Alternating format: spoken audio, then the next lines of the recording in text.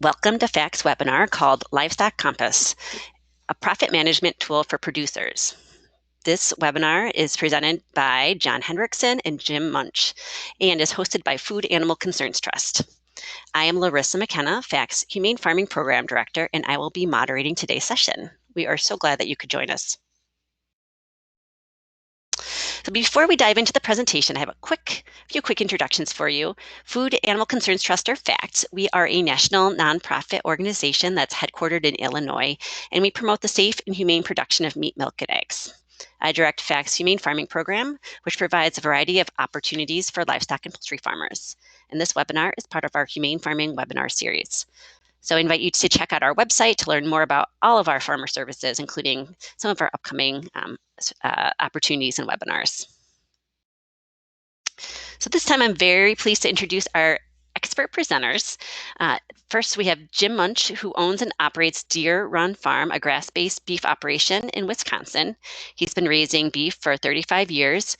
He's also a management consultant for livestock and vegetable farms, and he's assisted in the development of the Veggie Compass, the Pasture Compass for dairy, and the Livestock Compass that we'll be discussing today. John Hendrickson works for the Center for Integrated Agriculture Systems at the University of Wisconsin in Madison.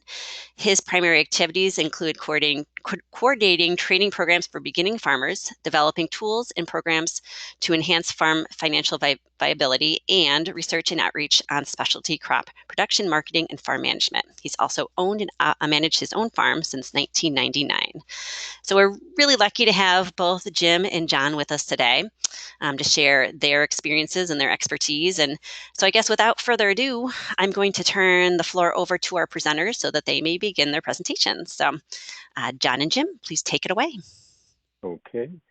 This is Jim Munsch, and I'm sitting out on the other side of the state from John. We had planned to be together, but unfortunately, because of the coronavirus, the university's pretty locked down. So if my sound isn't very good, it's going to be a problem, perhaps. We've tested it out, maybe not. So bear with us.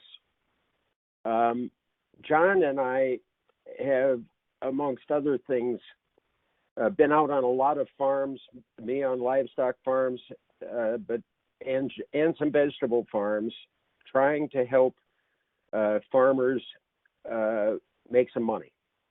And what we've developed is a method of instruction and a suite of tools in order to facilitate that management effort.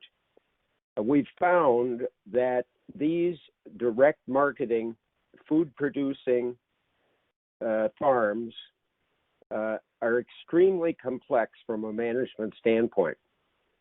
And the people that get into these kinds of businesses get in because of their passion for producing food, and sometimes need some help on the ability to manage to make profit out of that passion.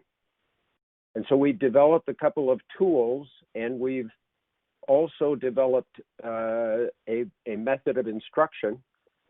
The method of instruction is aimed at building profit management skills, literally teaching people some business concepts.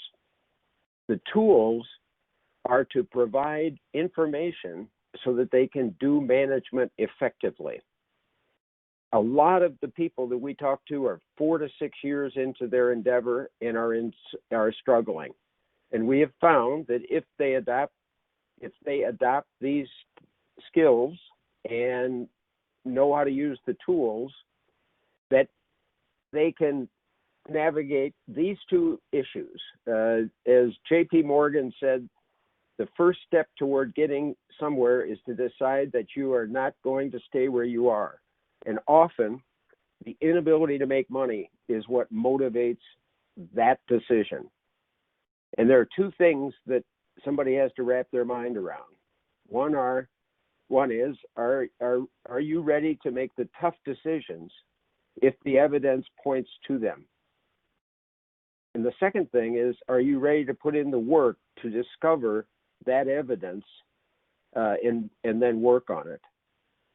So what impacts the profitability of a multi-product, multi-sales channel livestock farm? And I might say we have found the same thing with vegetable farms. First, and this is a good news story for these kinds of farms, this is a part of agriculture that has the ability to set price. So how you set price is hugely impactful of whether you make money or not. Your value statement is, am I giving a special product? What are the reasons people would buy from me? A product mix with respect to these farms is which livestock will I offer for sale? Another thing that can drive profitability is how I go to market. Should I go to market directly to consumers through wholesalers, to restaurants, etc.? Another impactful decision is, what is it I'm selling? Am I selling cuts of meat, quarters, smoked, not smoked product, etc.? Another very important thing to decide is to determine and manage what others will be doing for you. Obviously, in this kind of production, a lot of that boils down to processing of meat, and you have to manage that processing. Another decision point is, do I raise my own young animals or birds, or do I buy them? Do I produce my own feed or buy it? How do I use my land? Is it best used, for instance, all in pasture and buy feed, or should I produce feed on my land? Should I buy land or rent land? If I rent land, under what conditions? These decisions can dramatically affect profitability. You can't make these decisions unless you know these sorts of things. What is the profitability of each of the species I'm selling? What is the profitability of each market channel avenue? What is the true full cost of a weaned animal or a layer? What is the total cost of a finished meat animal or bird? What is the cost of a pound of meat? Full cost of a dozen of eggs, cost of homegrown feeds, and what are my marketing, selling, and logistics costs in each market channel? So this gets to the nasty subject of record keeping and information retrieval. We all make out a Schedule F, which is basically an all-inclusive profit and loss statement, usually made by somebody who is trying to save us tax. It is not usable to make the kinds of decisions that I just went through. We also communicate with documents that are a replication or actually copies of Schedule F, which is a profit and loss statement, and a balance sheet and a cash flow. Again, good information for external communication, but not good to manage with. So what we've done with the Compass products, Veggie Compass and Livestock Compass, is take a look at the last year of operation, both financial data and physical data, and create a method to come up with the kinds of information that I went through on the last slide so that you can make decisions. This is the subject of today's discussion. It's called Livestock Compass. It's housed at the University of Wisconsin in Madison. John is the Compass keeper. We allow him to have this beautiful armor as reward for keeping the compass. And he can be reached and is the person to reach at the information on the slide. One thing I should point out before I get over into the compass is that this is a living document. When users find something they don't like, a mistake that we've made, or want a new feature, communicate back to John. We are constantly making changes on these compasses to make them more and more useful for everyone. So, Marisa, I think you want to say a few words. I can save that stuff to the end. I think you guys can Okay. jump into, you can jump into the compass itself. Okay, John, can you share your screen?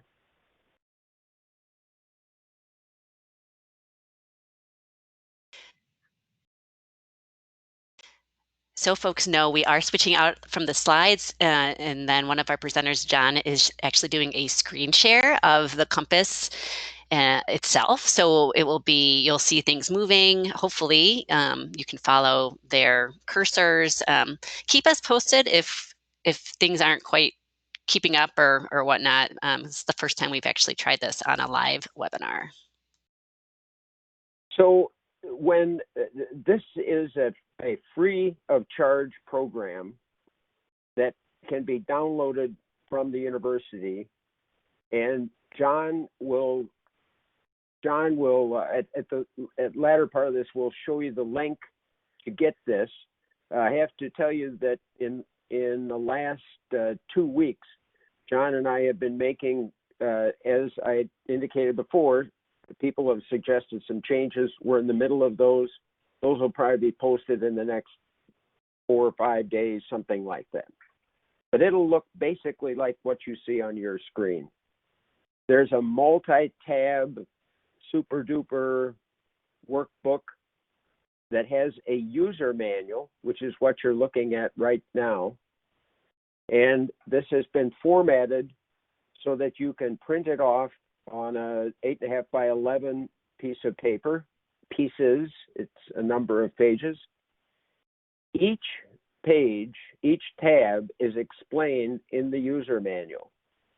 And we have had a number of people who have simply downloaded it, never had any instruction, and have been able to use the workbook. But we recognize that that isn't everybody, and that's the reason we have contact numbers for you. So the workbook, if you look across the tabs on the bottom of the page, is constructed to input some of your financial data in the first 2 tabs.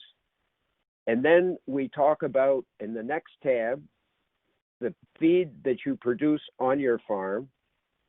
And then we look at each of the animal enterprises with respect to the cost of production. Then we look at the sales records that you keep.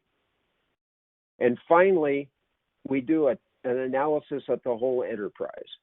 We're not going to dive deep today because we don't have the time, but we're going to look at some of these sheets to give you the concept. We'll look first at the expense sheet, the expense data sheet.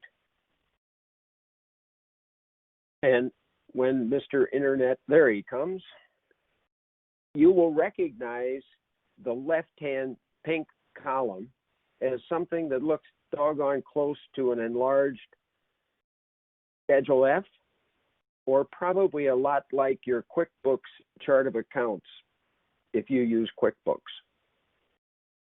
The idea of looking back at the last year is to encompass every penny that you spent and put it in buckets of how you spent that money.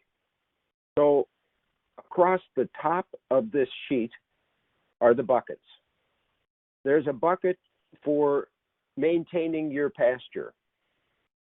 There's a bucket for harvested forage. There's a bucket for corn, oats, And then crops that you can pick, whatever you might also raise. And a bucket for manure management, because these farms luckily have a great source of nutrients to raise their crops, but it comes at some cost, and that is the cost of handling it. Then we look at the buckets that indicate the businesses that they're in. They may be in the beef cow-calf business. They may be in the beef finishing business. And if they're marketing meat, they obviously are in that business. They may have lamb, pork, broilers, turkeys, and eggs.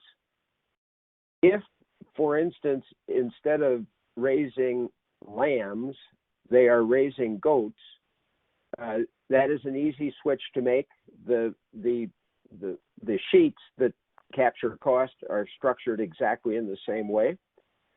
If you are raising ducks instead of turkeys, similarly. So the idea here is that any animal product that is similar in concept and how you raise it to one of them that we've got here, you just put that in. On the right-hand side of this sheet are the ways that you go to market. We've put in CSA, farmers market, wholesale, internet, and other sales. You can change these designators if you go to market in a different way. We take each of the expense items and simply identify which of these buckets that expenditure was made with respect to. Some of them are very easy. Seeds and plants are easy. Fertilizer and lime are easy. Some are not so easy. For instance, if you hire somebody who works throughout the farm, you may want to go on another sheet of paper and ask this person how he's spending his time so that you can allocate his total wages over to the activities that you're trying to capture the cost of.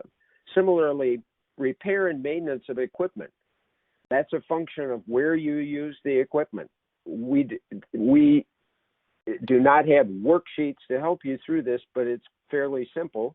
If you are attentive enough to keep operating hours of your big piece of iron with wheels on it, you can over the course of a year keep a record of where you're spending those hours and then allocate all the repair and maintenance and fuel as a function of the hours that you spent doing these various things.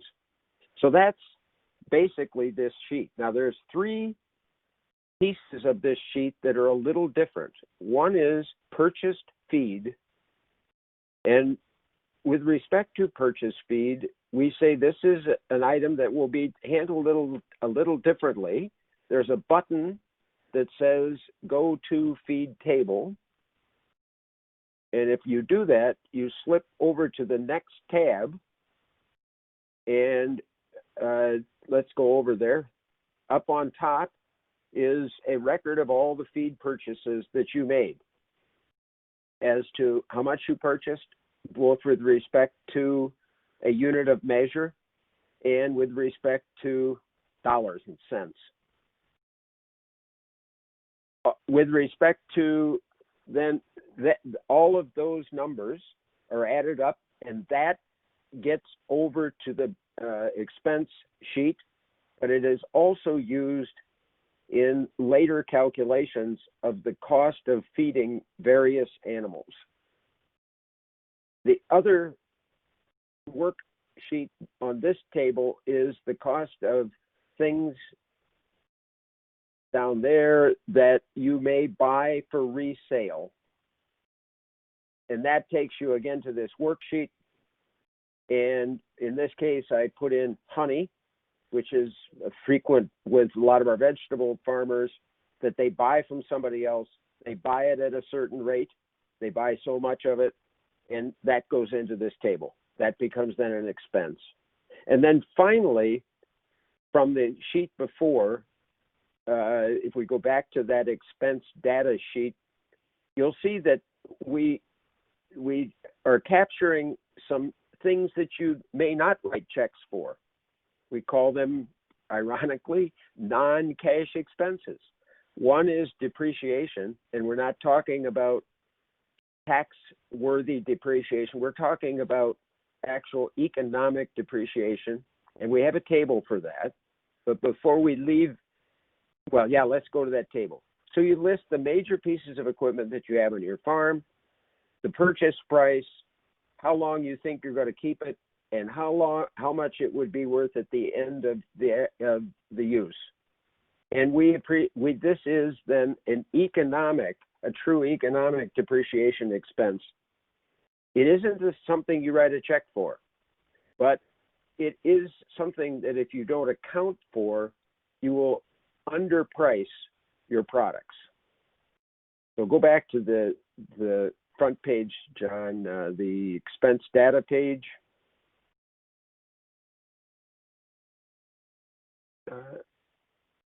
Okay, there we go.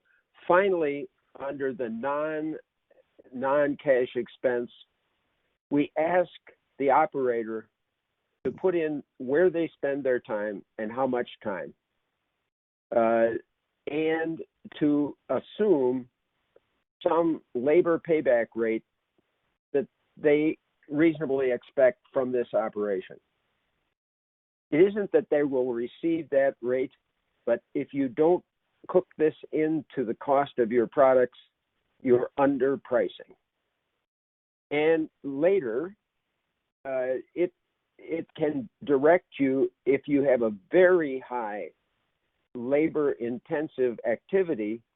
You can see, my goodness, I am maybe making some cash at this, but I'm spending an awful lot of time at it, which is another important analysis.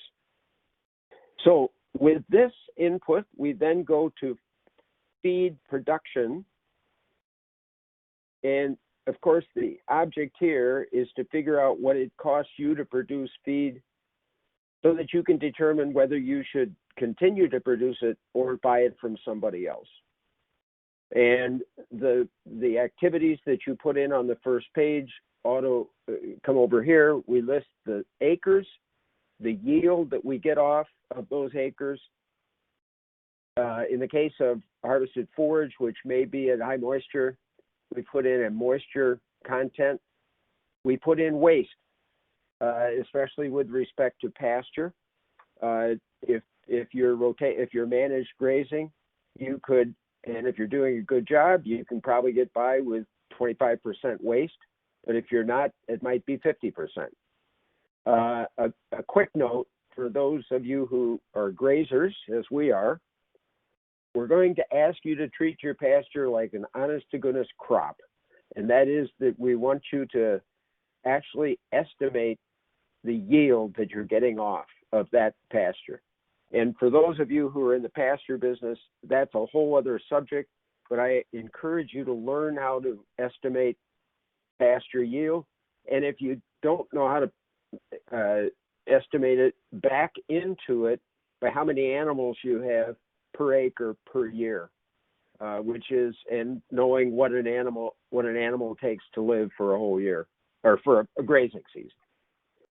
So this will give you the cost per bushel per ton of everything that you raise on your farm, and is used later to figure out how much it costs to raise each of the species. So we'll go to there are three species that the tables look very similar: beef, lamb, and pork. And the concept on these is that we ask for an inventory of animals, first quarter through fourth quarter. We ask, and that's up in the top on herd numbers, step one. Step two is a record of feeding of the various classes or groups of animals that you have on your farm. This is in as-fed measurements, dry matter, tons, dry matter for pasture, because we estimate yield in dry matter, pasture, corn in bushels, oats in bushels, and the other two in pounds.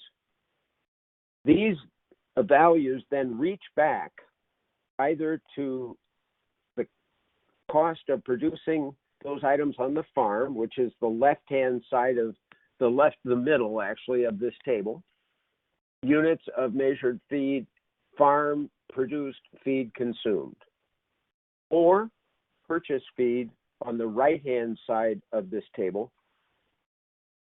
The values you put in here then reach back to the cost that we've calculated before, and we calculate for you the cost of each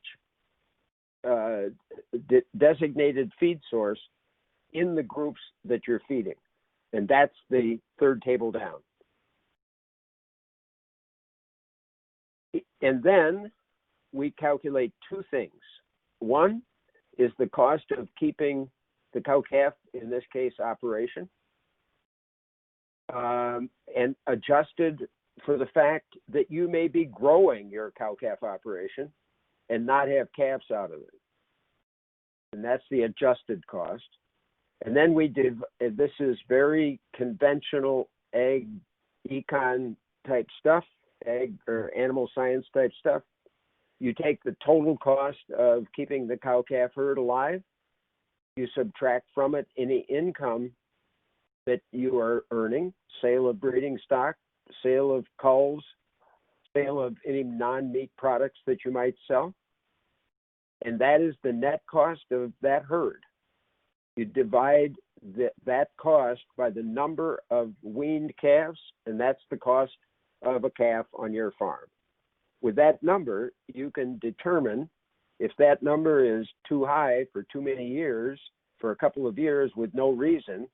You can say, I'm not good at this, and I better buy calves from somebody else. Okay. Then if you finish animals, and all of these farms that are presumably finish animals,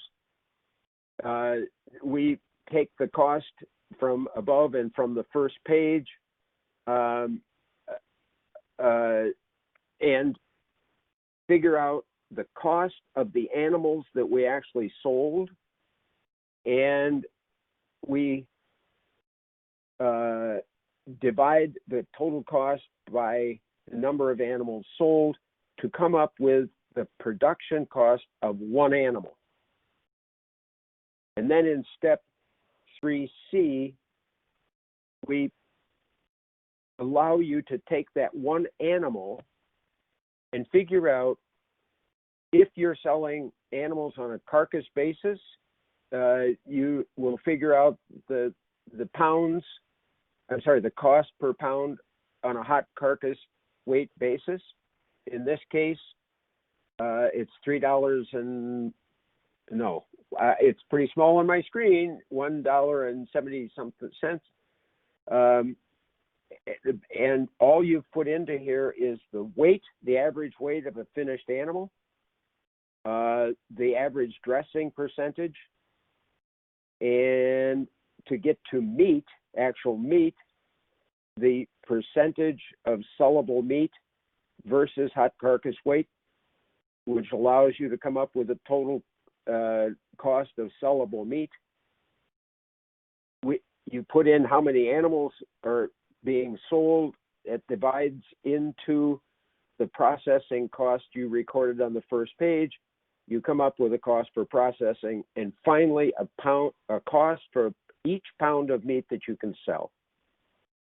One note is that the best way to put in the input pages, the input cells, the white cells, is to keep a record of your dressing percentage, which you should be able to get from your slaughter operation, and the amount of meat that you typically get out of a carcass, which is the function of how you have carcasses cut. And a good processor can give you some ideas about this as some outside sources. There's a spreadsheet by the Colorado State University that is excellent. We're going to build a link to that as soon as we can do some more work on the tool. So, could I step in just for just 1 second? We've had a request to see if we can enlarge the spreadsheet. I'm wondering, John, if you could, go down there and see if that helps at all. Is that helpful to folks? I know the numbers that's better. Okay. Excellent. Okay. Thank you. Very good. Very good. Okay. So, I will tell you that to serve our time well, we'll just look at the land page. It's constructed exactly the same way. And the pork page is also constructed the same way. What we're trying to get out of these pages is not tax quality financial reporting. What we're trying to get out of these pages is the cost of young stock, so that a farmer can make the decision of whether they buy their pigs or raise their pigs. We're trying to get out of this the cost of a pound of live weight, a pound of carcass weight, a pound of sellable meat, the processing cost per pound that gives you ultimately how much is a pound of meat raised, cut up, ready to be sold. How much is that? What is that cost? I do not subscribe to the theory that you take cost and figure out what your selling price should be. You should sell it at a selling price that you can get in the marketplace. The market decides with your value statement what you should be getting for your meat. Once you have that number, look back to answer the question, with that selling price, can I make money? And these tables give you that information. If you can't make money, then you play with this. You say, I'm going to get my pigs from somebody else. I'm going to get my calves from somebody else. I'm going to change my feed ration. I'm going to, you name it. And that's how you manage cost to match market. Okay. Jim? Yes. So this is John Hendrickson, the man behind the spreadsheet. Finally hearing my voice. Jim, can you say something about the numbers that we're looking at? With respect to? Well, these are just some numbers so that people can see how it works. Yes. These are. Oh, yeah. Yeah. That's a very good point. These are just numbers that I put in here just to show you how the sheet works. This is not a benchmark. And as a matter of fact, the object here is to look back at your numbers and see where they come out and see if you can make money with your numbers. These are nobody's numbers. These are just pulled out of the thin air. Okay, let's go to broilers. Broilers, the math on the broilers is somewhat different.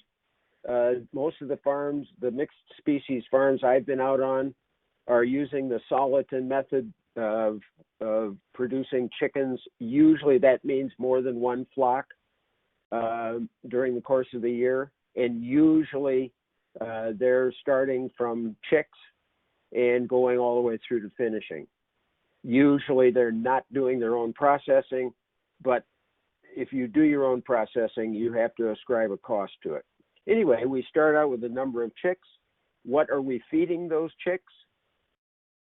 The sheet will then tell us how much we put into each of those flocks in terms of total cost of feed and cost per chicken of feed, which in the poultry industry is a huge benchmark. Above, we also calculate the pounds of feed per bird and the average weight of the bird sold. And these also are very important benchmarks in the poultry industry. On the bottom table, we calculate an estimate on average, during the course of the year, what did it cost me to raise a chicken to the size that I have typically raised them? So you can imagine immediately how you can use all this information. If you are pricing your chickens at $12 and they cost you $11, you're probably not making a whole lot of money. Although we did account for your labor, your non-paid labor, by putting in the item called other non-cash expense. So this is, if using my example, if you could sell a chicken at 12 and it cost you with your labor 11, you might be happy. Others might not. But this is a benchmark that you can use to say, okay, should I be pricing higher, or can I drive my cost down by changing what I'm feeding? And so you look back at last year and say, oh my goodness, if I had not mixed my own feed, but bought a broiler mix from the local co-op, I might have been able to make more money.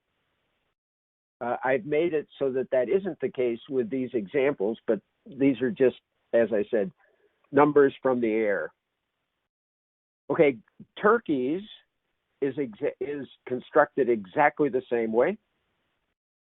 Eggs is a tough go. And the reason eggs are a tough go is we find farms hell-bent on raising their own pullets, and we find other farms that have decided they've got somebody that can raise their pullets for them.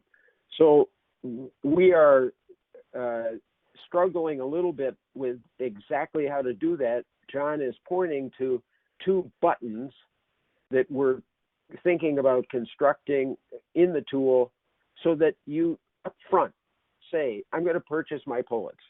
And all of the tables that relate to buying chicks and raising pullets will disappear. Conversely, if you say, I want to buy chicks and raise them as pullets, punch that, and you do away with anything having to do with purchasing pullets from somebody else. Sort of a binary choice. If you decide to buy chicks and raise them yourself, we then record those flocks that you start, how much feed that you get into them, and come up, and the other labor that you put in them down in the table called full cost of raising poults. And incidentally, we allow you to put costs specific to pullet raising here, but just for those of you who are mathematically inclined, we don't double count those costs. In all of the calculations, we remove those costs from anything else we're doing. This is just to find out for you what the cost of raising one pullet is. Once we have pullets, we go to the active laying flock in step 2. With these laying hens, and I've seen this done 2 ways. We have assumed that you can identify birds by flock number, which relates to when they started and when they will be finished laying. If you can't, these are all going to have to be averages. The beauty of being able to identify the flocks is that you can start to see the fall off in eggs per day as the hens get older. We allow you we encourage you, we allow you in this sheet to put in how many days that you think your eggs or your hens will be laying. And that works into the calculation of all the costs. If you keep your flock separate, you can then arrive at how many pounds of feed per dozen eggs. And in the poultry industry, this also is a key benchmark, as is eggs per, as what I just mentioned, eggs per day per hen, which will fall off as your hens get older. So you put in, if you can keep your flock separate, for each flock you record the cost or the pounds of various feed sources that you put in, and the table and the spreadsheet automatically calculates the cost of all of that. And down below, and it gives you cost of feed per dozen eggs. Again, a key benchmark in the poultry industry. And then down below, the distilled essence of this page is what it costs you to produce 1 dozen eggs. And here again, we take into account the fact that you may put pullets in production during the last calendar year, but they will last you into the current calendar year. And so we have something called a layer expense prorated for that effect. And we find out that a dozen eggs cost, in a full production sense, in how you wrote your checkbook, but in a real sense, there's the cost of a dozen eggs. And again, now you create the price of your eggs based on what you can get in the marketplace, and you bring it back and compare it to this question: am I making money? Now, making money is a product of how much you sell and for what rate. So we go to the sales page. This is crucial information, and that is how much did you sell of all your products in each channel. And the channels auto load from the channels that you picked on the very first page. And we, for each of the species, break down the most reasonable ways that you could possibly sell beef, lamb, pork, chickens, and eggs, and in which channels. And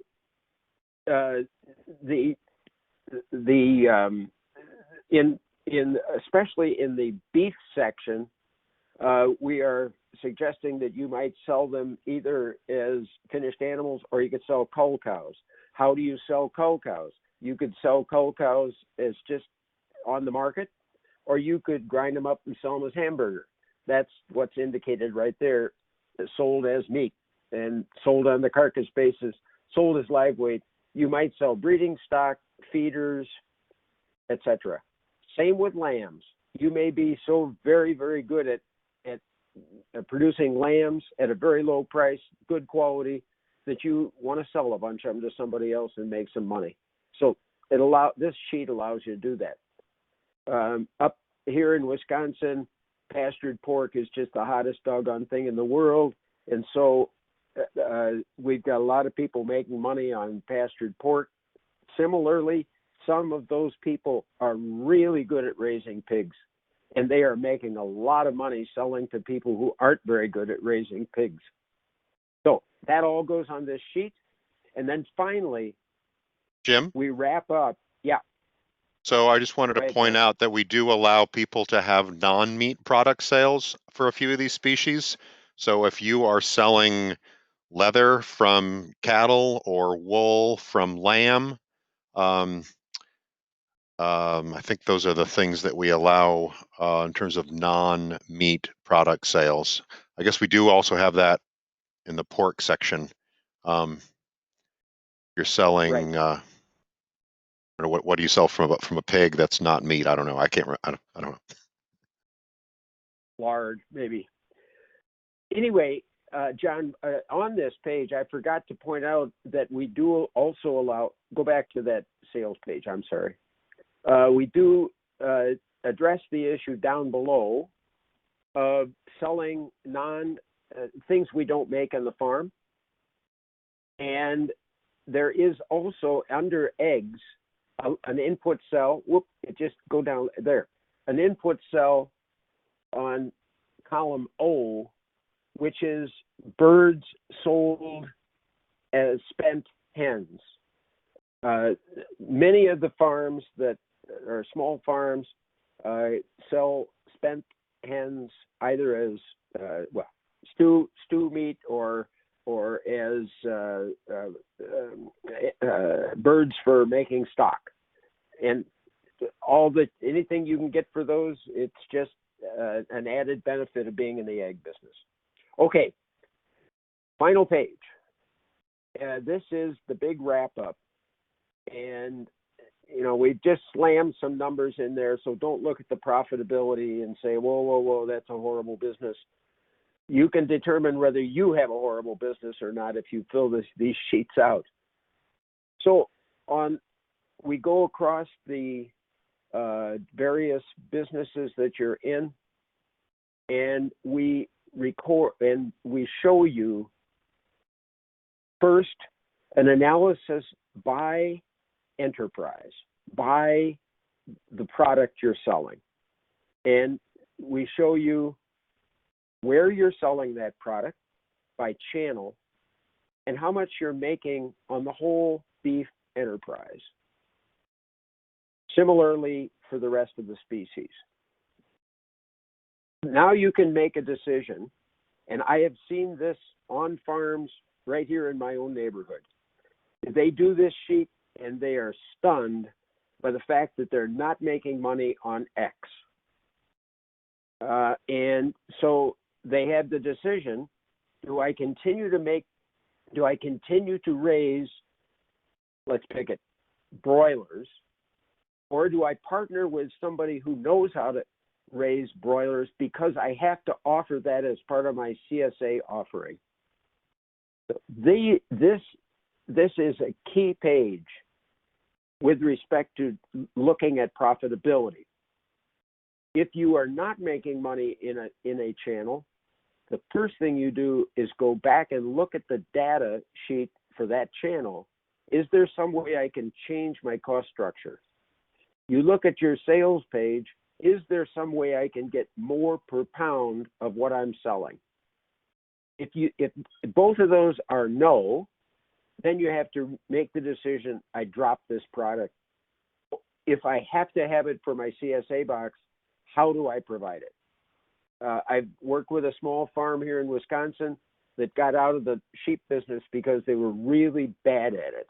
And they partnered with somebody who was really good at it. And it's a win-win, as we like to say these days. It's a win for the farm that's selling the meat, and it's a win for the farm that is really good at raising lamb. Okay, so on the bottom of this page, then, we look at how much the farm is making in each channel of distribution. And so here, we've racked the whole thing looking at it a different way. And we've said in the CSA channel, in this example, we ship $24,000 worth of stuff, and it comes mainly from broilers and beef. But then we go further and ask, in that channel, are we making any money?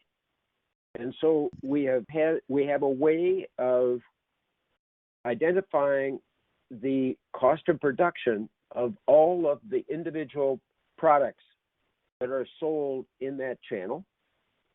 And then we take account for the sales and marketing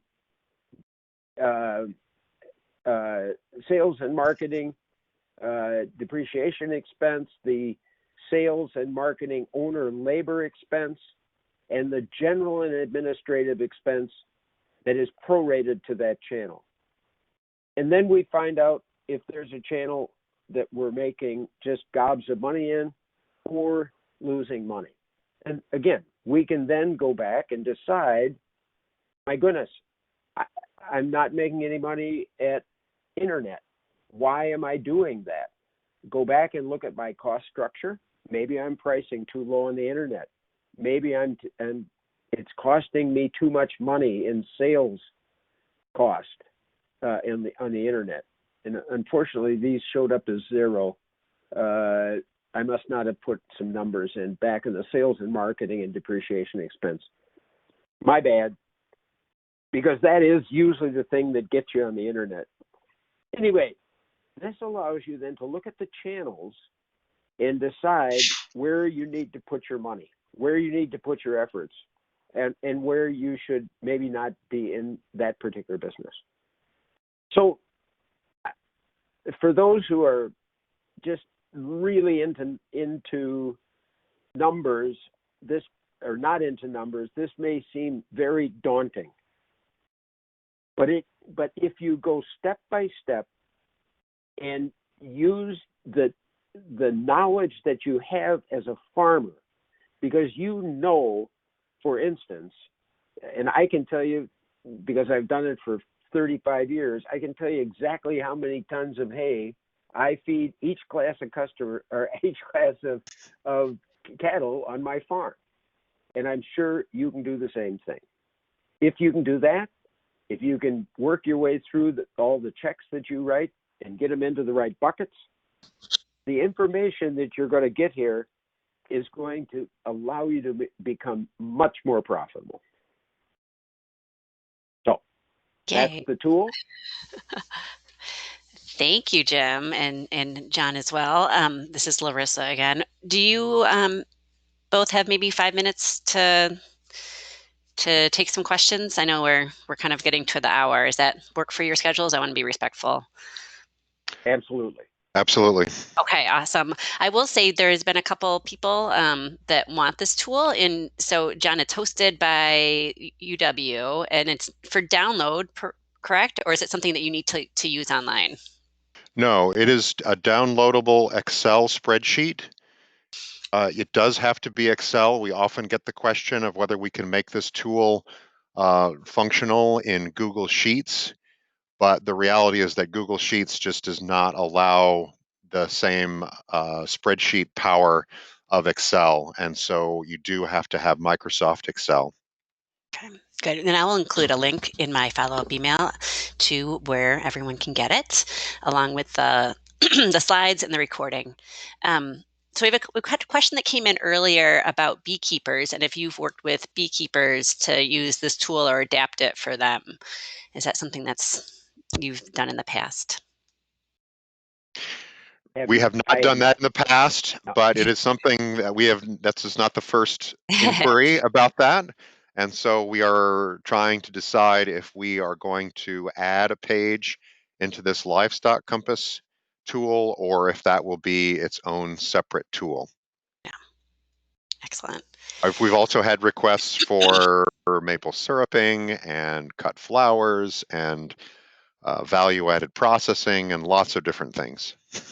Right. And I'll remind folks that you also have, is it hosted the same, approximately the same place, the veggie and the dairy? Yes. Okay. They are all hosted at the same place. I was going to stop sharing my screen.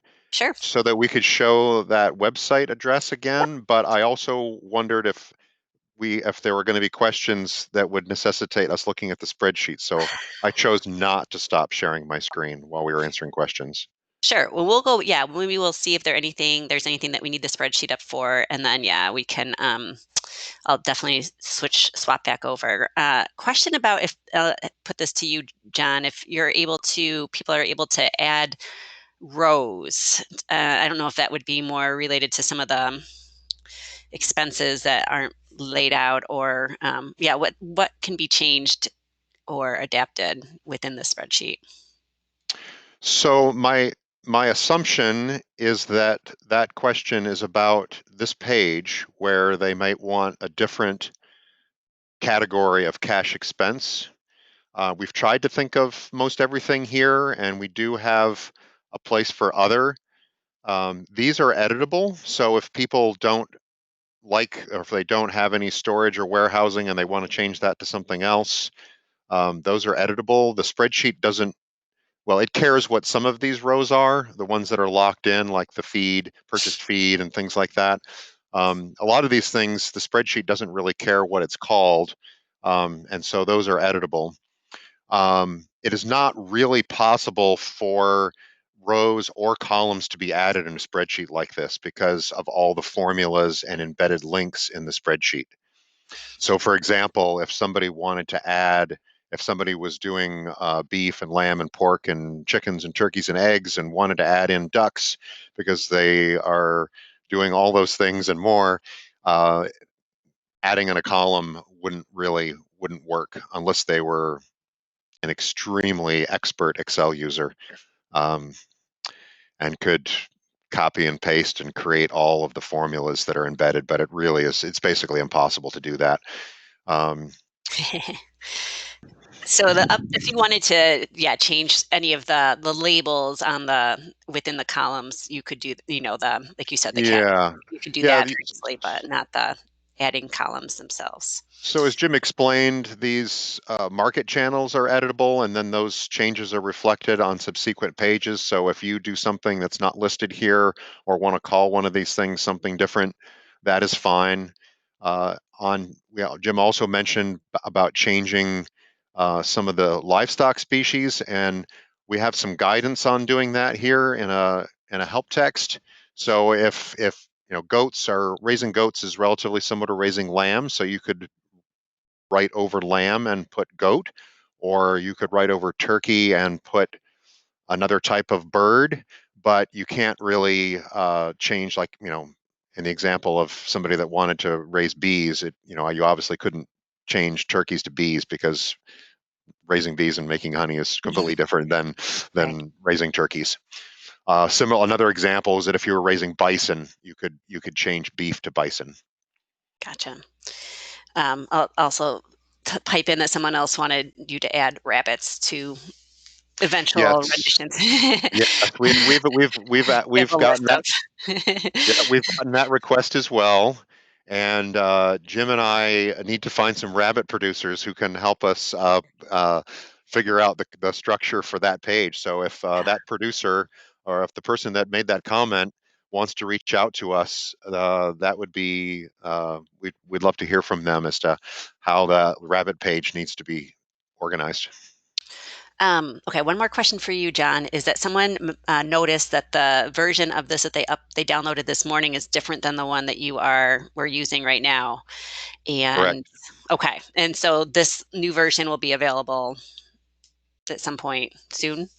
Very soon. So Jim actually mentioned that during his presentation, that we, and basically based on feedback from other people, that we've made some changes.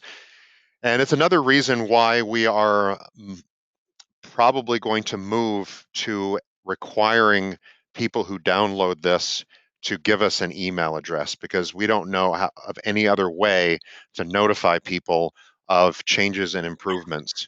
And I know that there's a lot of people out there who are nervous about providing an email address or any other personal information on the internet, but we've got to have a way of notifying people of when there is a new version. And so right now we don't ask for an email address, but we are going to be moving to that system, so that, and we're not going to sell your email address, and we're not going to send you things except for notifications when the spreadsheet is updated.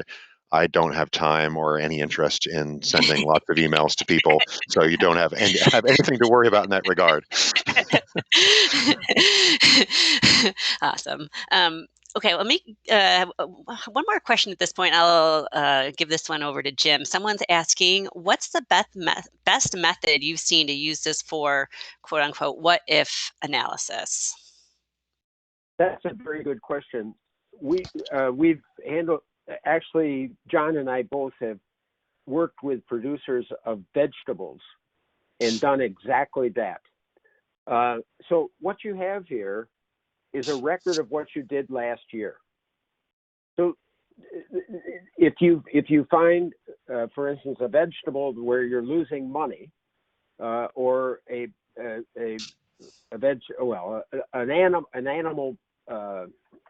animal enterprise where you're losing money, you can go back in to the basics of what make the cost of making that meat. So you chase back and you look at every cost element as it's rolled up starting with this basic checkbook type analysis on the front page. In fact, I had a case like this on a grass-fed beef farm not too long ago. I looked at they raised sorghum Sudan and made silage out of it. I looked at the cost of seed and the cost of the rent of the land where they did this, and I said, I politely said, "Why did you do that?" And he looked at the numbers and said, "Yeah, why did I do that? What if I had not done that?"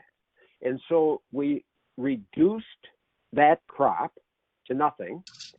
But then he that's dry matter, and so we increased the purchase of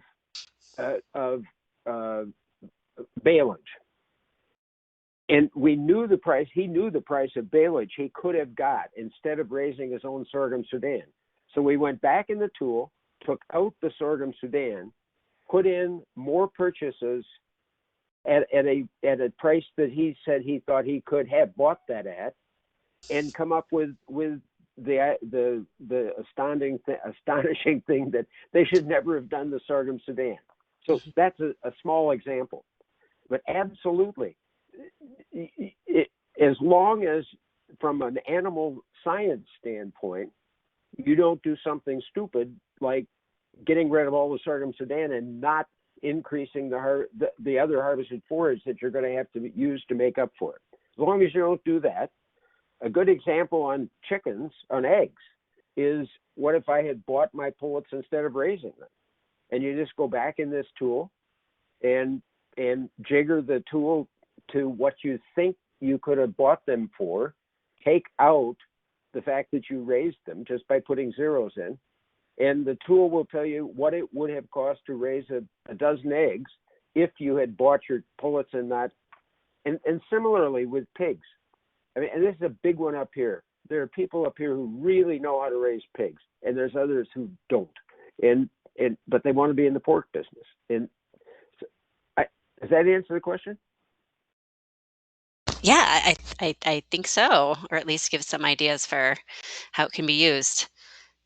Yeah. So I know that we're not going to get to everyone's kind of question, and there's a lot of different situations and scenarios that people might are thinking about and want to throw out, but I'm going to actually bring that slides back up just so that you see where you can go. This is John's information, and like he said, he's the Compass keeper, and so he is kind of able to help you troubleshoot, I believe, and take in any kind of feedback about the tools themselves. So I'll include that information in my follow-up. And anything else you wanted to say about that, John? Well, yes. The question was asked when this newer version that we were looking at today will be available. Jim and I have a couple more polishes to make that we weren't able to do prior to this webinar, but those will be made over the course of today. I guess it'll make, just to be safe, I'll say it'll bleed into tomorrow. So by Friday, this version will be available on the CompassToolbox.com website. It will be labeled in a different way, so you will know that it is the latest version. And so for folks that are looking at the older version, is it best maybe to hold off on starting to fill out anything? I know there was a question that it's not automatically that information, if they start it with the older version, is not obviously going to go into the newer one. No, when they download a new file, Yeah. and there's enough changes where it wouldn't make sense for people to use the old version. And I apologize that so far we haven't really had a good way of notifying people that a new version is coming. So, well, I'll note that in the follow-up. However, let me chime in there. If they have already done the offline work to take each of the major expense categories and allocate them across to the enterprises that they have on their farm, that work has been done. And so they could literally copy and paste that into the entry cells of the new tool. So the big data capture work to support a tool like this is the division of your expenses into the buckets of activity. That's one.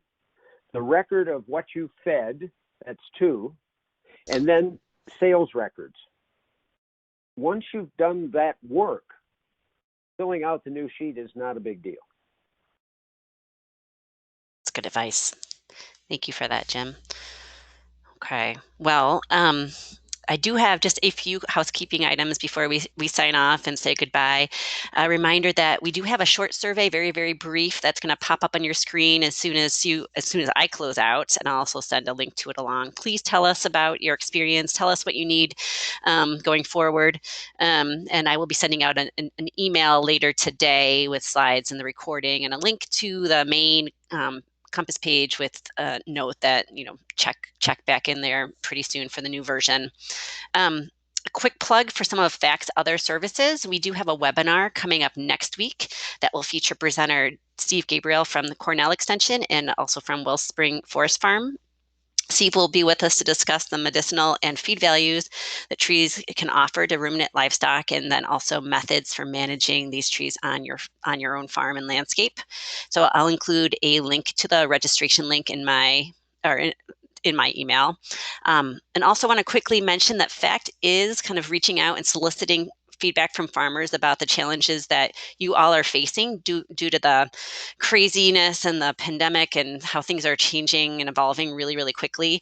There is a survey that we have, and we'd love your input so that we can determine, how we are able to support and intervene and what we can offer, in the near and long-term future. So I'll send along a link to that as well.